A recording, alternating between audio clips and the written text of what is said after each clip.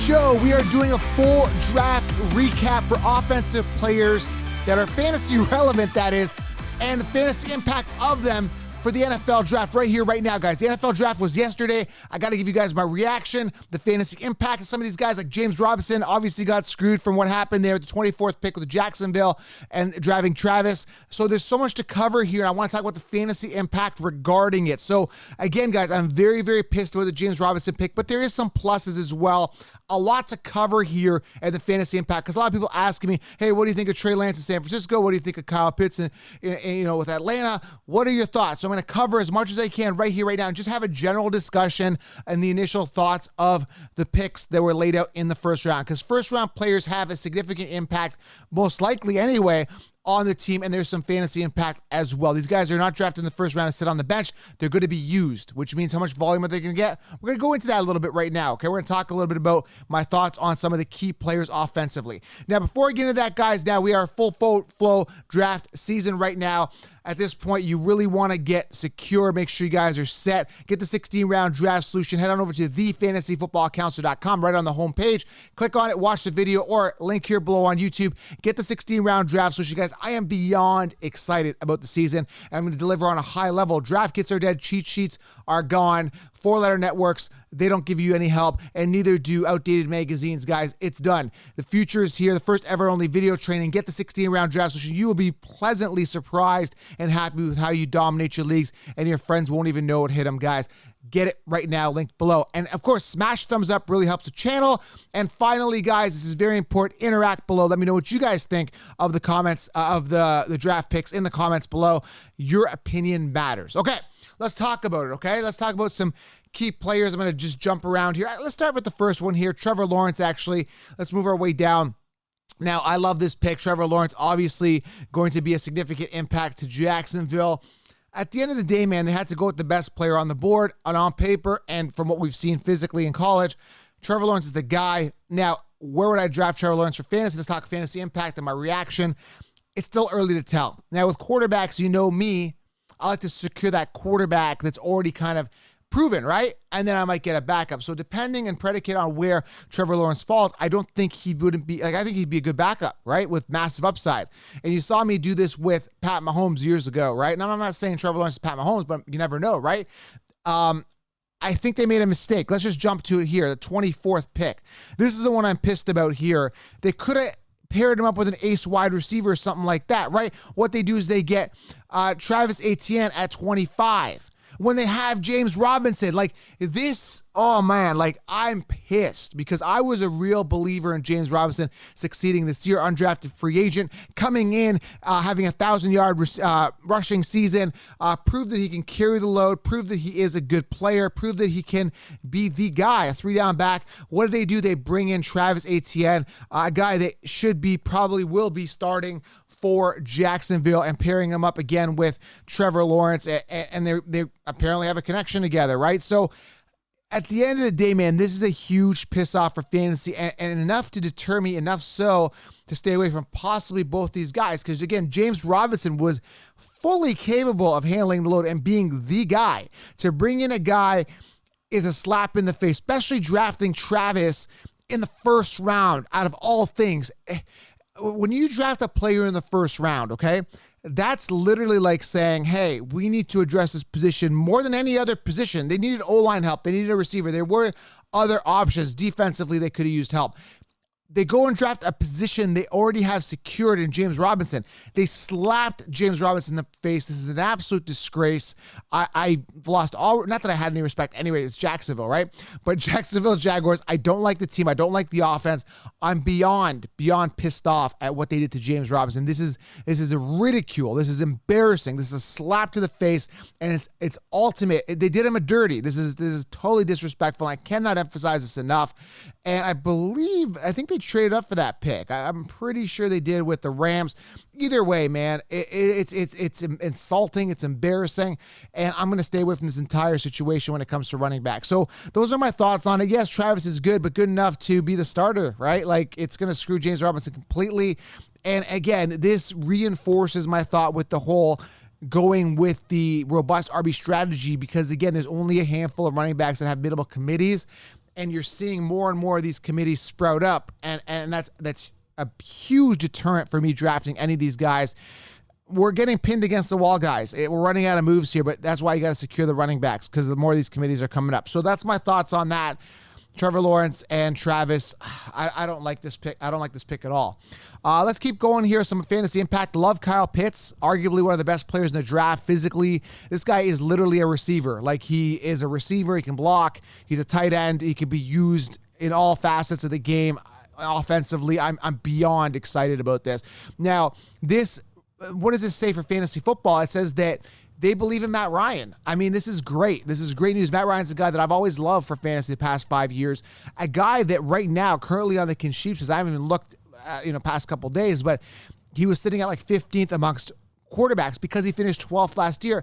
And that's what the mainstream do. Because he didn't have a big finish last year, they bring him down. But really, this is a year that he could really bounce back and thrive. Matt Ryan, adding Kyle Pitts to this offense, Calvin Ridley, and you've got Julio Jones, who was off last year pretty much due to injury.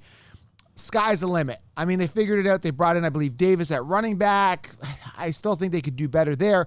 But again, it's going to be an upgrade from Todd Gurley, who literally sucked last year. So they've got the weapons. They've got enough at running back to keep them afloat. And I think for a offense that is going to be throwing the ball a lot, Matt Ryan is going to thrive. Okay, so Kyle Pitts, I like him. We're going to have to see where Kyle Pitts' ADP is, because I like to secure him on my roster, but I think his ADP is going to be pretty high. People are going to try to grab him early. I don't like to grab tight ends early, but the fact that he's a rookie, maybe he'll fall later and I can secure him as early as I can, but I love it. They're going to use him. He was drafted, first round, 4th overall.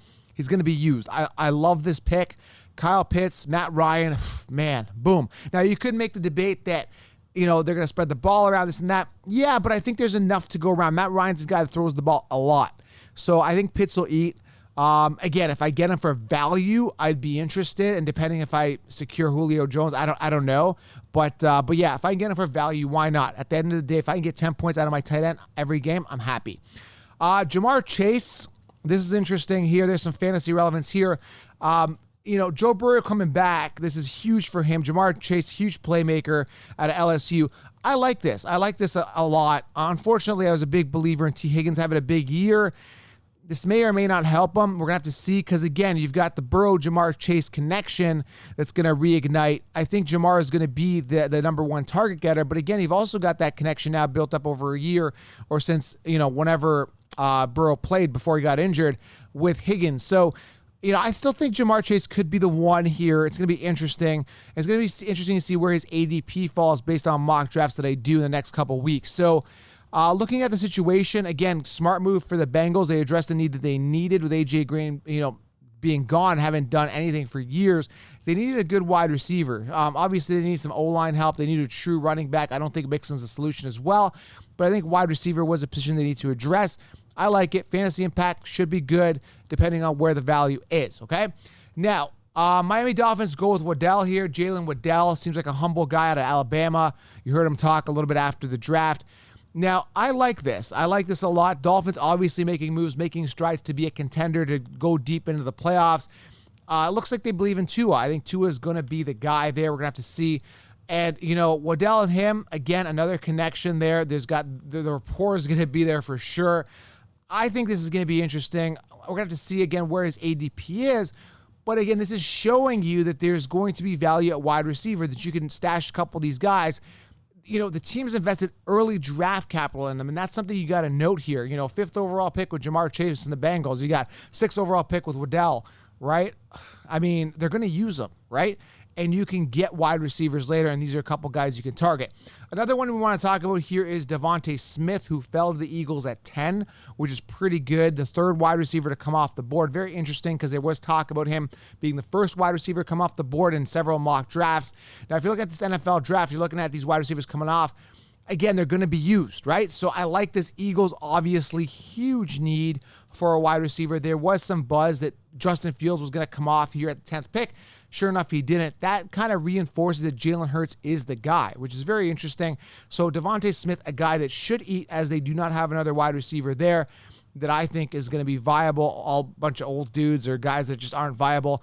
Smith is going to eat. They're going to use him. He should start depending on how training camp looks. I like this pick. Much needed fill in there for a position they need to address with the Eagles. Now, this is a pick I absolutely love. This is probably my favorite pick of the draft. Now, for fantasy, we're going to have to see, but Justin Fields to Chicago, this is I'm sure Dalton might get the start here, but we're going to have to see how Justin Fields does. But this is a position the Bears need to address more than anything. Now, it's kind of funny. I went on Instagram actually the morning of, and I said, you dummies, you better draft a quarterback and trade up. And sure enough, they did. They traded up with the Giants to get Justin Fields. And I'm excited. This guy could be a dynamic playmaker, could be fantasy relevant. We're going to have to see if he gets a start right off the bat, but this definitely inflates the value of the Chicago Bears. How it's going to ripple down if he starts running the ball a lot, we're going to have to see how it all plays out. But, Montgomery still should be the guy there. Tariq Cohen come back is going to be annoying. It's going to be interesting. Now, I'm a little deterred a little bit from the running backs there and the receivers because we don't know how that rapport is going to be with Fields and the offense. But again, Fields, another if he starts, another backup with massive upside like this, smart move for the Bears, also could be very fantasy relevant, okay? Let's talk about this pick here, Kadarius Toney. And again, guys, I'm going to pronounce things as best I can. I'm not good at pronouncing, nor do I really care. But Kadarius Toney from Florida, out of Florida, wide receiver going to the Giants. Now, watch tape on this guy, man. He cuts. He's got speed, his cutting ability, creates good separation, pretty decent route running. He is going to be a gadget player that the Giants desperately need. I like this. He's going to be out there distracting defenses, opening things up for Kenny Galladay and Saquon Barkley. I think this is a smart pick. I like this. Giants, smart move. They knew they can get him at 20, and they did. Like this. Address the need that they definitely need. I'm not sold on Shepard or Slayton, whoever's there. They brought in Galladay. This would be a good addition, which is an upgrade from their current receiving core that they have, aside from Kenny Galladay, who should be the number one there. Now, again, Najee Harris, I got to talk about this. Love him. You probably followed my Instagram if you're not following at Fantasy Football Counselor. Love Najee Harris, right? Connor's gone. Not really sold on Snell or anyone else there. This is the guy. They haven't had a guy since Bell. Now, Bell was never really that good. He was more of a product of the offense. Now, you can make a debate that their O-line's banged up and messed up and they need help in the O-line. I think there's enough offense here. Big Ben knows how to run that offense to, create opportunities for running backs. Now, he's going to be involved in the passing game, I'm sure. I think he's going to be the focal point of that offense, in the run game anyway. The receivers are good. I think Deontay Claypool, I think they're all good. They don't have Antonio Brown, obviously, but I still think they're good enough. They brought Juju back. I really like Najee Harris. Now, I'm going to say it right now, right off the bat. They've drafted in the first round. He's going to be used. They don't really have another running back there. They're always looking for that star running back. Comparisons to Matt Forte. They're comparing Najee Harris. And if you watch a tape, I definitely see the similarities. Matt Forte was a fantasy stud going back years ago. And I think he's in a better situation than Forte is. The Steelers, again, we've seen amazing fantasy production out of their running backs, including James Conner, prior to him always getting banged up, right? So I love Najee Harris. His ADP, still don't know. We got to do mock drafts. Got to see how this all plays out. But I can see him coming off late first round. I mean, I would love to pair him up with someone else like a Cam Akers at the end of the first round. Love Najee Harris this year. We talked about Travis Etienne. Hate him. Hate the situation. Not going to talk about it. Screwed James Robinson. If you follow my social media, I'm pissed off about that. And you know what? And then there's Rashad Bateman. Let's talk about him real quick for the Ravens. Again, you watch the tape. He looks good. He looks like he makes some incredible catches. I think he's going to be a good playmaker. The problem with any receiver for the Ravens is that I don't think he's going to get enough volume to make him super viable, right? They've got other options. They got Hollywood, and we know Lamar Jackson likes to run the ball. They got Dobbins there. I'm going to stay away. They've got Andrews. I'm going to stay away from this guy. If I can get him as the last pick, maybe, but I'm not overly excited based on the situation that he fell in. So I'm just not going to get excited about the Ravens and their receivers. Just not something I'm going to be addressing. Also, guys, real quickly here, Mac Jones to Patriots. This could be a smart move as a guy they want to groom to be the franchise guy, potentially. I'm surprised he fell to them there that late. Mac Jones, I mean, this could be really good for the Patriots, genuinely, because again, they haven't been able to fill the void. Obviously, it's very big shoes to fill with Tom Brady, but getting Mac Jones in the 15th pick, pretty good value out of Alabama. Man, he's got the vision. He's got the sniping ability. Could be good, man. And real quickly here, Trey Lance to the 49ers. We're going to have to see what happens there. It's good. It's a smart move. Must need pick, obviously. They need a quarterback. Jimmy G wasn't the guy. Trey Lance could be the guy. Excited. And Zach Wilson there with the Jets. It's going to be interesting to see how that plays out. Again, with these quarterbacks, they're young. They got to get time to get groomed. We're going to see what happens, but I think Zach Wilson gets to start immediately.